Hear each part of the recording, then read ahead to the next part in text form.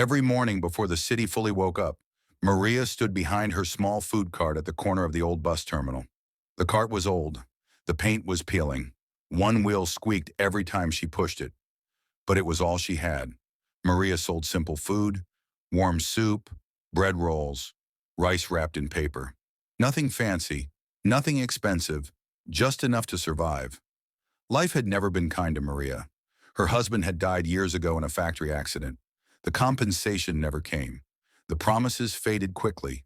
She was left with debt, grief, and a small daughter to raise. So she worked, every day, rain or shine. Most people passed her cart without looking. Some looked down on her, others acted as if she didn't exist. Maria was used to that. What she wasn't used to was the man who appeared one cold morning. He stood across the street at first, thin, poorly dressed. His coat looked too big, as if it didn't belong to him. He didn't ask for food, he didn't beg. He just stood there watching. Maria noticed him because he didn't stare at the food. He stared at people, how they walked, how they talked, how they ignored her. On the second day, he came closer, still silent, still watching. When Maria handed food to customers, he stepped back, as if he didn't want to disturb anything. By the third day, Maria couldn't ignore him anymore. She ladled soup into a bowl and walked toward him. "You look cold," she said gently. The man looked surprised, almost embarrassed. "I don't have money," he said quietly. Maria smiled. "I didn't ask." She placed the bowl in his hands. That was the first meal. The man thanked her and walked away without another word. He didn't ask her name. She didn't ask his. The next morning he came again. Same time, same place, same silence. Maria handed him food without being asked, and again he left. Soon it became routine. Every morning Maria prepared one extra portion. She never counted it as a loss. She counted it as something else, something human. Other vendors noticed. "Why do you feed him?" one asked. "He looks like trouble." Maria shrugged. "He looks hungry." Some customers disapproved. "You shouldn't encourage beggars," one man said. Maria smiled politely and said nothing. What Maria didn't know was that people were watching the stranger too, not with kindness, with suspicion. Security guards near the terminal whispered about him. Shop owners complained. "He just stands there," they said. "He doesn't buy anything." One afternoon, a guard approached him. "You can't stay here," the guard said. The man nodded. "I understand." He moved away, but returned the next morning. Maria noticed his shoes were worn, cracked, barely holding together. Without thinking, she placed an extra piece of bread in his bag. The man froze, then slowly nodded. "Thank you," he said. His voice was calm, educated, not what people expected. That night, Maria counted her earnings. They were less than usual. She sighed, but she didn't regret the food she had given away. A week passed, then two. The stranger never missed a day. Always polite, always quiet, never asking for more. One morning, Maria's daughter, Sophia, came with her. Sophia was small, bright-eyed, curious. "Why does that man come every day?" Sophia asked. "He's our friend," Maria said softly. The man smiled for the first time. "You have a beautiful daughter," he said. Maria nodded. "She's my reason." From that day on, the man stayed a little longer. Sometimes he helped push the cart. Sometimes he carried water. Never asked for payment. People began to notice, and not everyone liked it. One vendor laughed. "So now you have an assistant?" Another added, "Careful." People like him always want something. Maria said nothing. The stranger heard everything, but he never reacted. He just kept helping. One rainy morning, Maria slipped while lifting a heavy pot. Before she hit the ground, strong hands caught her. The stranger. "You should be more careful," he said quietly. Maria looked up, startled. "You're strong," she said. He smiled faintly. "Appearances deceive." That night, Maria wondered about him, where he slept, who he was, why he was always alone. She never asked, and he never told. But what Maria didn't know was that her small act of kindness was being noticed, not by the people at the terminal, by someone far more powerful. Because every morning, from across the street, A black car was parked, and inside it, someone watched. The black car across the street didn't move. Not in the morning, not in the afternoon, not even when rain poured down and people rushed for cover. It simply stayed there, watching. Maria noticed it on the third day. At first, she thought nothing of it. Important people often passed through the terminal.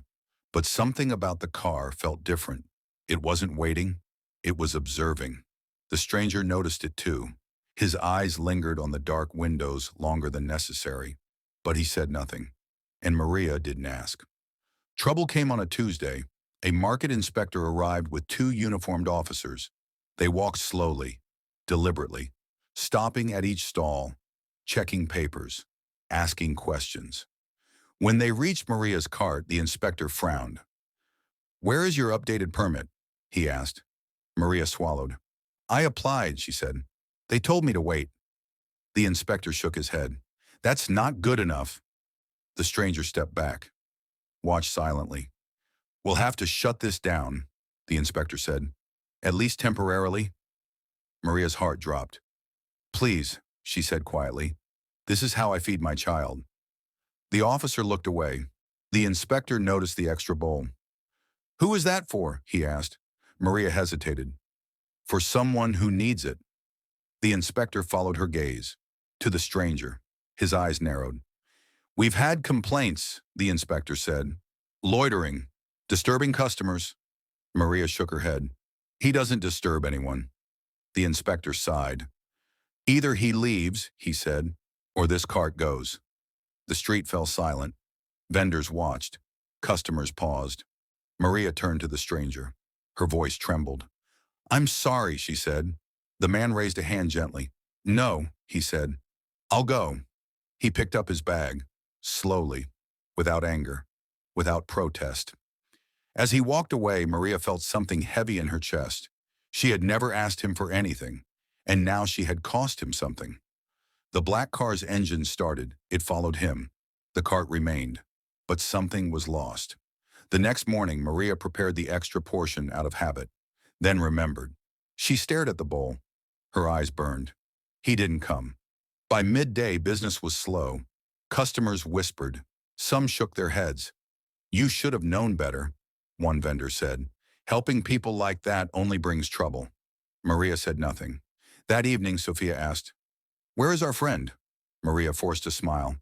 He had somewhere else to be. The next day, Maria arrived early. The street felt emptier, colder. Then she saw him, across the street, standing in the rain. Relief washed over her. "You came back," she said. The man nodded. "I didn't want you to lose your work." Maria's eyes filled with tears. Before she could speak, the inspector returned. This time he was angry. "I told you," he said sharply. "No loitering." The stranger stepped forward.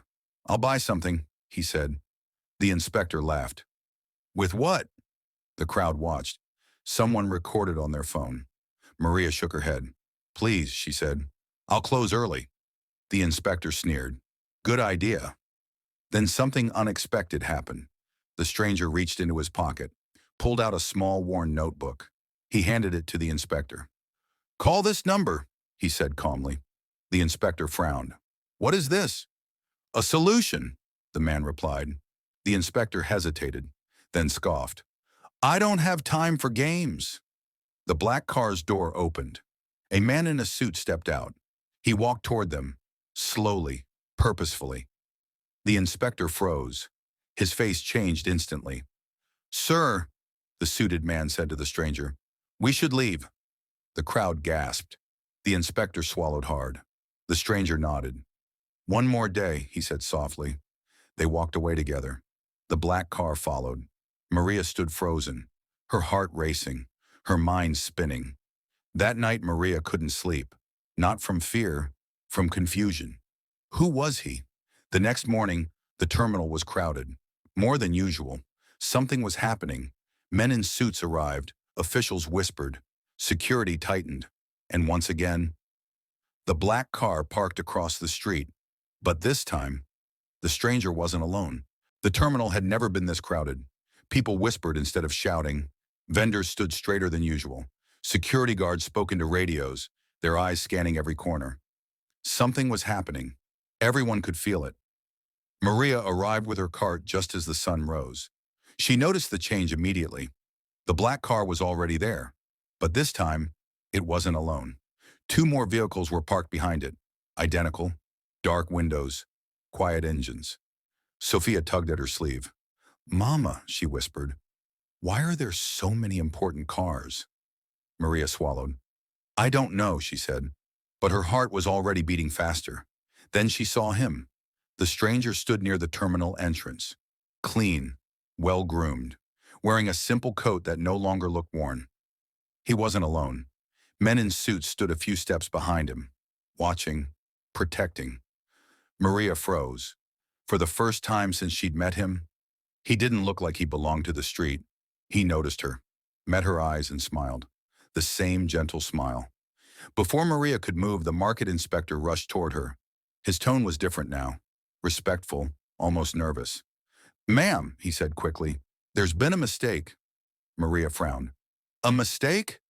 "Yes," he said. "Your permit is approved, effective immediately." He handed her stamped papers. Her hands trembled as she took them. I I don't understand," she said. The inspector glanced toward the stranger, then back at her. "You will," he said quietly. The crowd parted.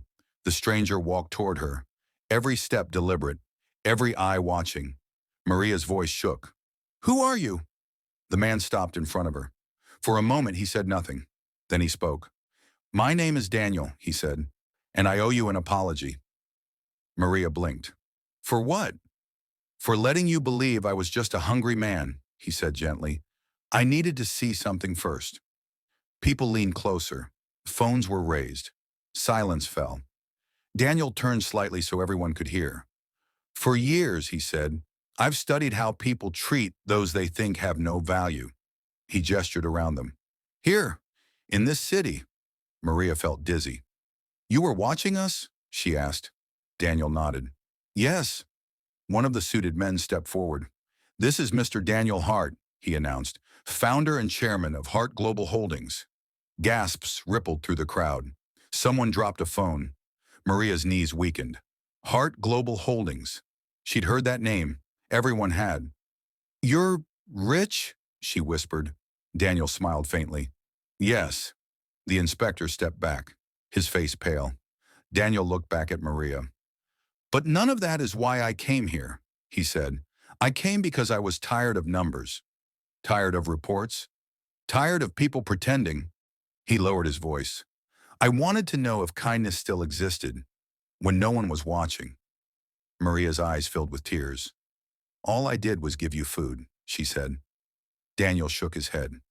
"You gave me dignity." The crowd fell silent.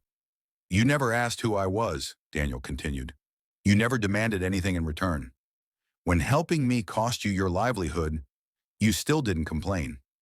Daniel reached into his coat, pulled out an envelope, placed it gently on the cart. "This will cover your debts," he said, "your daughter's education, and a proper shop, if you want one." Maria pushed the envelope back. "I didn't help you for money," she said. Daniel nodded. "I know. That's why you deserve it." Sophia stepped forward. "Are you our friend?" she asked softly. Daniel knelt, met her eyes. "Yes," he said, "if you'll allow me." Tears streamed down Maria's face.